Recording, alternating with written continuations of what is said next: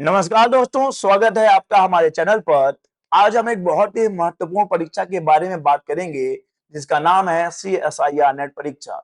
अगर आप विज्ञान में करियर बनाना चाहते हैं तो ये वीडियो आपके लिए बहुत ही महत्वपूर्ण साबित हो सकता है। तो चलिए बिना देरी किए शुरू करते हैं। दोस्तों, इस वीडियो में हम जानेंगे कि क्या है CSIR नेट और उसके कंप्लीट डिटेल्स को, कैरियर अपॉर्चुनिटीज को, और जानेंगे इसके एलिजिबिलिटी क्राइटेरिया को। और साथ ही दोस्तों हम बात करेंगे इसके एम और स्कीम के। ये जो एग्जाम होता है उसका एम और जो है एग्जाम का स्कीम कैसा है। दोस्तों सबसे पहले हम बात करते हैं what is the CSIR NET exam. CSIR NET का दोस्तों पूरा नाम होता है council of scientific and industrial research national eligibility test.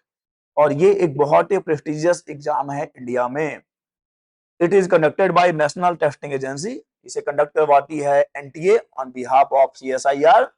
And this exam is essential for those expiring to become lecturers or to pursue research as a junior research fellowship या fellow in the field of science and technology. तो दोस्तों ये exam जो है उन candidates के लिए, उन लोगों के लिए बहुत ही महत्वपूर्ण है जो साइंस और टेक्नोलॉजी के फील्ड में जाना चाहते हैं, जो JRF करना चाहते हैं, जो PhD करना चाहते हैं, या जो असिस्टेंट प्रोफेसर बनना चाहते हैं, लेक्चरर बनना चाहते हैं। दोस्तों उनको ये CSIR नेट एग्जाम देना होता है। आगे बात करते हैं एग्जाम के स्ट्रक्चर की।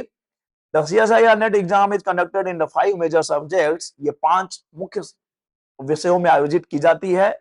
Life sciences, earth, atmospheric, ocean and planetary sciences, mathematical sciences, chemical sciences and physical sciences. चलिए दोस्तों आगे बात करते हैं इसका जो एग्जाम है, इसका जो पेपर है, जो वो किस पैटर्न, उसका पैटर्न क्या होता है। The pattern for the single paper MCQ test shall be as given below. एक सिंगल पेपर होता है 3 घंटे का MCQ टाइप का जो एग्जाम है। The MCQ test paper of each subject shall carry a maximum of 200 marks। दोस्तों 200 marks का एग्जाम होगा, 3 घंटे का एग्जाम होगा। और इसके जो क्वेश्चन पेपर है is divided in 3 parts. 3 parts में डिवाइडेड होता है। चलिए हर एक पार्ट के बारे में जान लेते हैं। Part A shall be common to all subjects. जो ये 5 विषय जिनकी हमने बात करी है, इन सब के लिए पार्ट ए कॉमन होगा, जो कि होता है जनरल एप्टीट्यूड। इसमें 20 क्वेश्चंस गिवन होते हैं। आपको केवल 15 क्वेश्चंस करने होंगे, अटेम्प्ट करने होंगे, और हर क्वेश्चन होगा दोस्तों 2 नंबर का। तो ये पार्ट जो है कंटेन करता है 30 मार्क्स को। 30 marks out of 200, out of 200 200 में से 30 मार्क्स आपको मिलेंगे पार्ट ए से।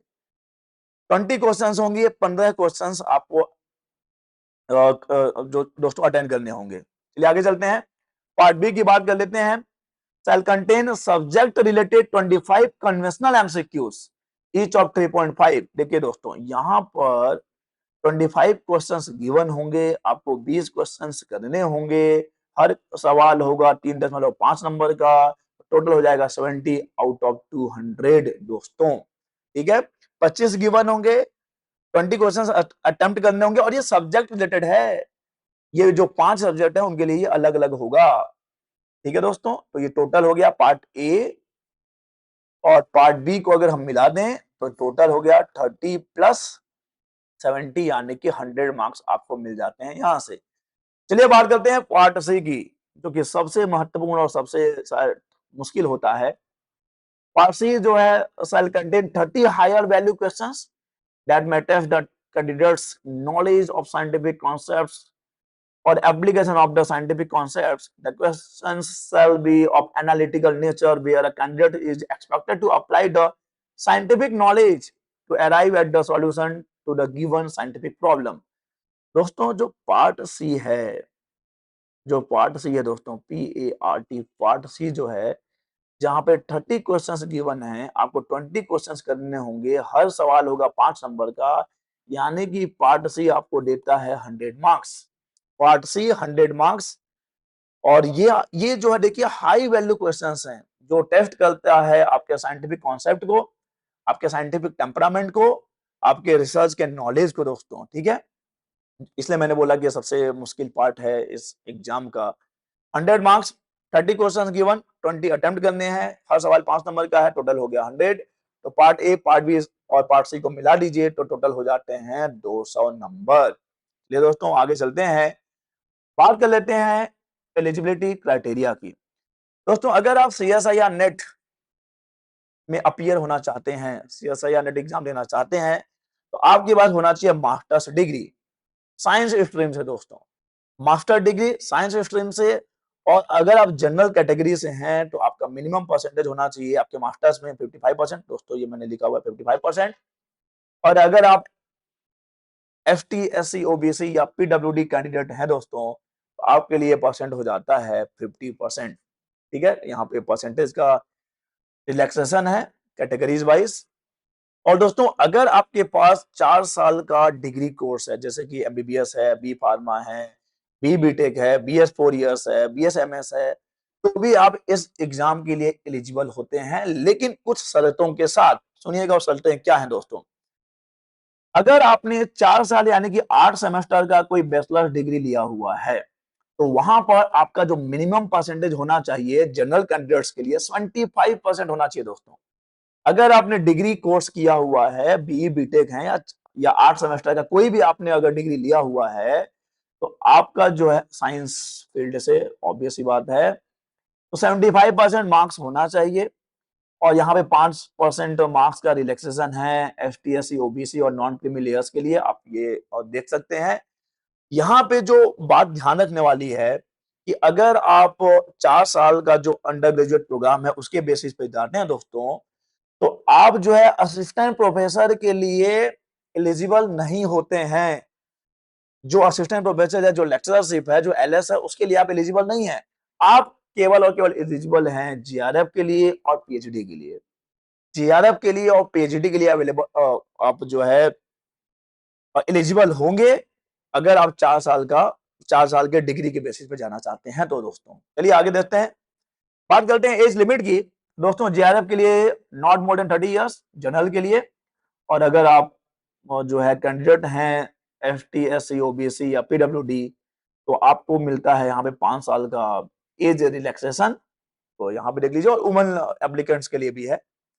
असिस्टेंट प्रोफेसर के लिए कोई अपर एज लिमिट नहीं है और PhD के लिए भी कोई अपर एज लिमिट नहीं है दोस्तों।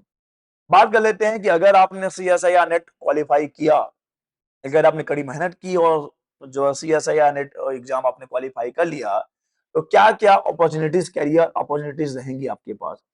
दोस्तों आप कह सकते हैं PhD इंडिया में और pursue doctoral research in premier Indian institutions, या फिर अब्रॉड जाके भी रिसर्च कर सकते हैं, conduct advanced research in international universities. हालांकि उन यूनिवर्सिटीज के जो अपने टर्म्स एंड कंडीशंस हो सकते हैं। आप प्रोफेसर बन सकते हैं यूनिवर्सिटी कॉलेज में, educate and inspire future generations in academics.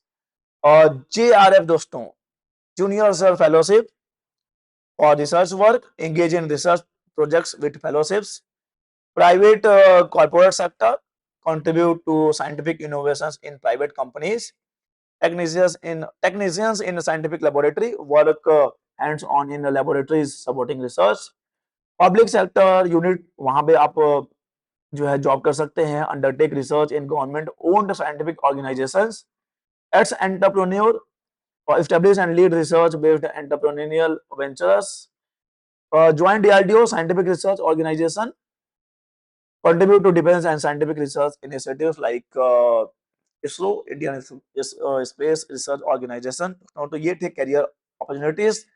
तो CSIR नेट बेसिकली देखिए, या तो ये आपको ले जाता है टीचिंग के फील्ड में, असिस्टेंट प्रोफेसर के फील्ड में, या फिर आपको ले जाता है दोस्तों रिसर्च के फील्ड में। ये 2 कैटेगरीज हैं।